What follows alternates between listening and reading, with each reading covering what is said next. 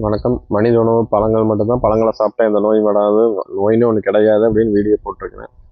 இந்த குழந்தைகளுக்கு சில குழந்தைங்க பசியாக மாட்டேங்குது அப்படின்னு சொல்லிகிட்டு இருக்குங்க.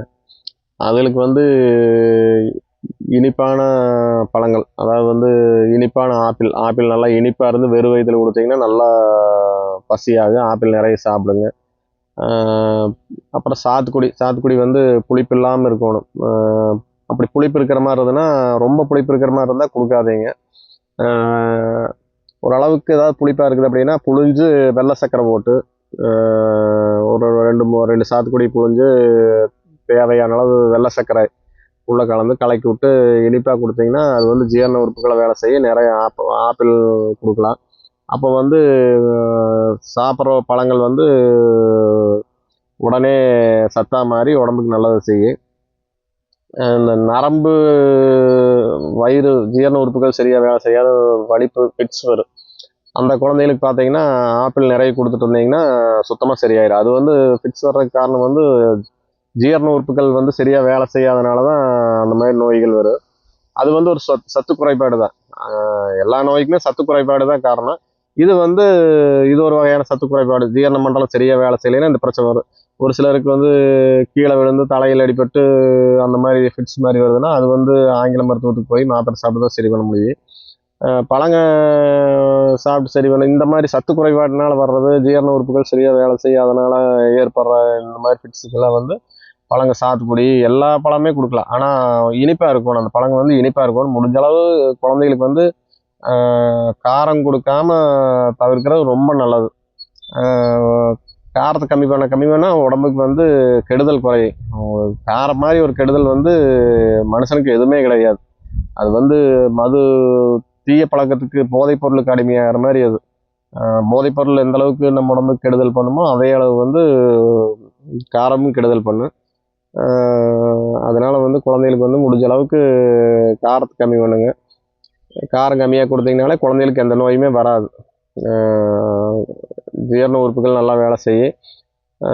நல்லா இருக்குது, குழந்தைங்க நல்லா இருக்குது. அதாவது இந்த வெள்ளை சர்க்கரை ஏன் போட சொல்கிறேன்னா, வெள்ளை சர்க்கரை அந்த இருக்கிற சுவை அப்படியே கொடுக்கும், இனிப்பை மட்டும் சேர்த்து. கரும்பு சர்க்கரை போடும்போது அந்த சுவை கொஞ்சம் மாறும். அது குடிக்கிறதுக்கு பழச்சாறுகள்லாம் குடிக்கிறதுக்கு கரும்பு சர்க்கரை ஆகாது.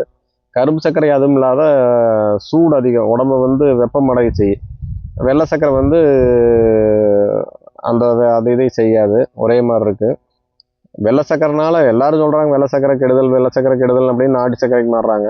அப்படி ஒன்றும் பெரிய அளவில் வெள்ளை சர்க்கரையிலலாம் அந்த அளவுக்குலாம் கெடுதலெல்லாம் கிடையாது. ஏதோ வியாபாரத்துக்கு வேண்டி வெள்ளை சர்க்கரை கெடுதல், கரும்பு சர்க்கரை நாட்டு சர்க்கரை நல்லது அப்படின்னு சொல்கிறாங்களே தவிர வெள்ளை சர்க்கரையினால அவ்வளவு பெரிய கெடுதலெல்லாம் எதுவும் கிடையாது.